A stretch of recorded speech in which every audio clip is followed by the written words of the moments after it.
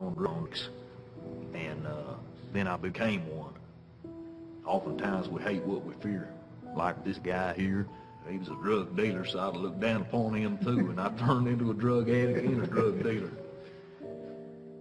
You know, a funny thing happened on the way to the 21st century, which is that we shrugged off so much of our manufacturing base, so much of our need for organized labor, for a legitimate union wage, for union benefits, for the types of jobs on which you could raise a family and be a meaningful citizen. We got rid of so much of that, oops, we marginalized a lot of white people. 1 in every 8 Americans has had to visit a food bank over the last year. And lo and behold, white people, when they're marginalized, when they are denied meaning, when they're denied meaningful work, they become drug addicts too. And they become involved in the methamphetamine trade, and they start turning themselves over to the underground economies that are the only ones there to accept them. Capitalism is fairly colorblind in the end. Our economic engine, when it doesn't need somebody, it doesn't need somebody. It doesn't give a damn who you are. White people found that a little bit later than black folk, but they found it out.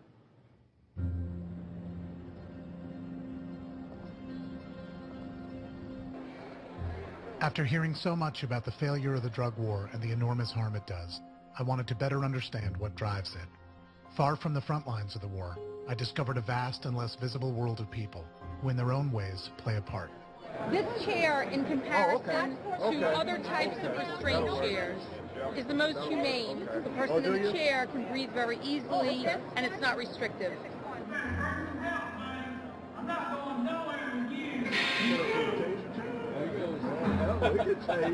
The war on drugs has to be a war at every level. It has to be a war on the streets of the cities. It has to be a war at the state level, and it has to be a war at the federal level. It's just like fighting the war on terrorism. Before, in the prisons, I guess the only choice was you could get a Torah or a Bible. Things have changed now. Anybody want their free copy of the Quran? All sorts of people start to get a vested interest, a financial interest, in keeping the system going. Well, we're in the business of supplying corrections with products. It's a growing market. Prisons, there's a lot of prisoners in the United States. That's what I mean by growing. Now you got me feeling awkward because of the camera. Put it down. This company, CCA, we are the leader and the largest in the world as far as private prisons and jails. We are profitable. We're highly rated in the stock market.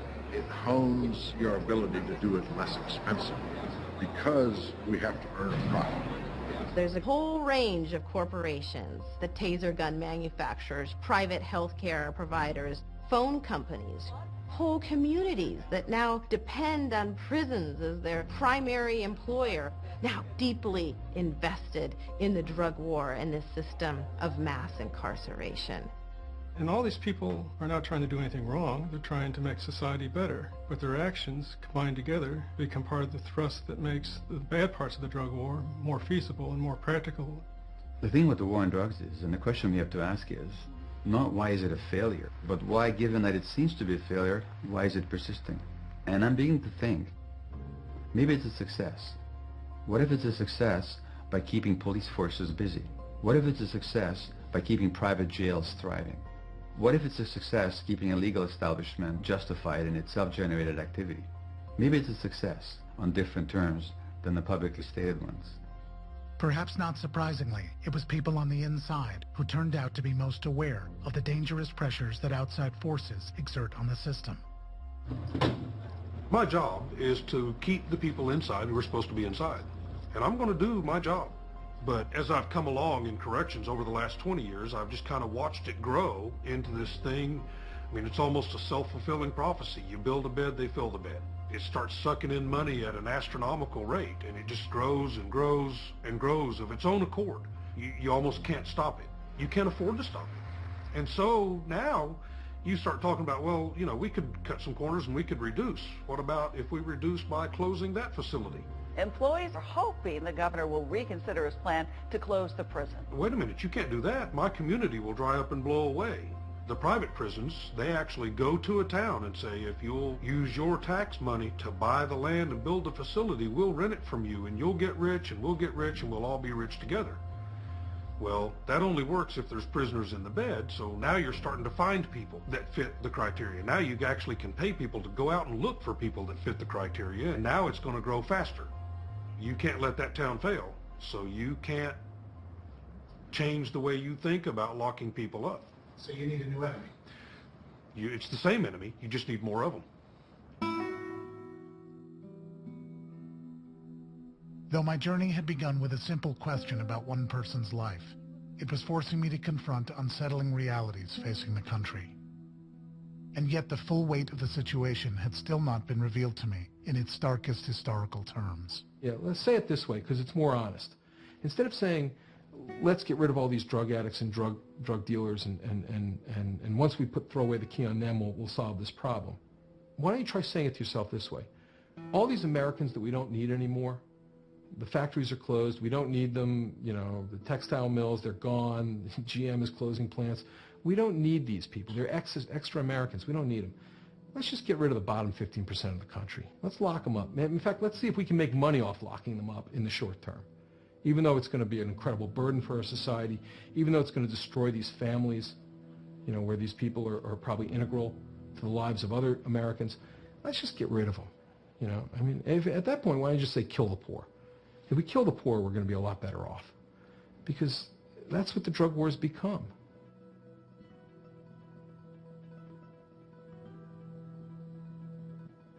My father was a war crimes investigator in Europe after World War II, and we often talked about his experiences. I was reading the work of Raoul Hilberg, who wrote about the destruction of European Jews in the Holocaust. We've long known that the process of destruction was an undertaking step by step. I realized that there was a chain of destruction, that what he was talking about could be expressed by links in a chain around the world in more than one society. People do the same things again and again, decade after decade, century after century. Now this chain of destruction begins with the phase we can call identification, in which a group of people is identified as a cause for problems in society. People start to perceive their fellow citizens as bad, they're evil. They used to be worthwhile people, but now all of a sudden, for some reason, their lives are worthless. The second link in the chain of destruction is ostracism, by which we learn how to hate these people, how to take their jobs away, how to make it harder for them to survive. People lose their place to live. Often they're forced into ghettos where they're physically isolated, separate from the rest of society. The third link is confiscation. People lose their rights, civil liberties. The laws themselves change, so it's made easier for people to be stopped on the street, patted down, searched, and for their property to be confiscated. Now, once you start taking people's property away, you can start taking the people themselves away. And the fourth link is concentration. Concentrate them into facilities such as prisons, camps. People lose their rights. They can't vote anymore, have children anymore. Often their labor is exploited in a very systematic form. And the final link in the chain of destruction is annihilation. Now this might be indirect, by, say, withholding medical care, or withholding food, preventing further birth. Or it might be direct, where death is inflicted, or people are deliberately killed. These steps tend to happen of their own momentum, without anybody forcing them to happen. I think a lot of people would be disturbed and outraged by the thought that any part of this process could be going on in America. But it wasn't until I began studying the drug war that I realized that some of these same steps were happening. For instance, identification. All of us agree that the gravest domestic threat facing our nation today is drugs. The way to take a problem and make it a huge problem is first you ask the wrong question, and then you feed us the wrong answer. Who's responsible? Let me tell you straight out. Everyone who uses drugs, everyone who sells drugs, and everyone who looks the other way. You identify people, their characteristics. You make them other using fear-mongering as if they're the cause of our problems. These people are killing our kids. These people are disrupting society. These people are wrecking our society. Secondly, ostracism. Society learns to hate drug users. If you're a casual drug user, you're an accomplice to murder. You apply special laws to them that don't apply to others. Now, all of a sudden, these people who've previously just been identified as drug users become criminals. If you break the law, you no longer have a home in public housing. The ultimate effect is isolation, being cut off from mainstream society. We started out, we identify them, we figure out who they are, then we start making laws to prevent them from being around our children. You push them out of the places where they may be successful, and so where do they go? The area of the least opposition, the modern American ghetto. We managed to isolate the poor economically. You forced them out of the place where they could live and work and possibly be successful, and now you make them criminals. So once the economics has done its business, then you can have different levels of policing. You can change the rules. You're under arrest. For what? You got a bench warrant, probably for drugs. Hey guys, you know the program. Get the hands up, turn around. Confiscation. Any property they find on you can be subjected to civil forfeiture. The money's ours now. That's my money now.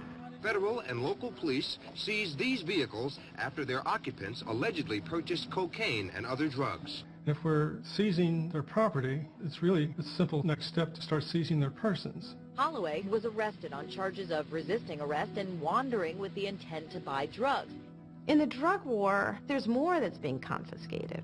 Okay? What's being taken from them is all hope in a future. What y'all getting them for? The warrant we told you was narcotics. With the drug war, we've gone as far as the concentration phase.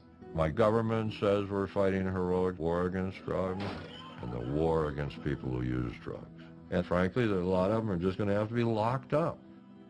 Extraordinary numbers of people are in prison because of drugs, yet it is not a place to get drug treatment. They come out, and then we're surprised that we have the highest recidivism rates, and that results in this cycle of incarceration and overcrowding. This concentration of people, whether it's in inner city ghettos or in prisons, creates a culture of hopelessness that is incredibly corrosive.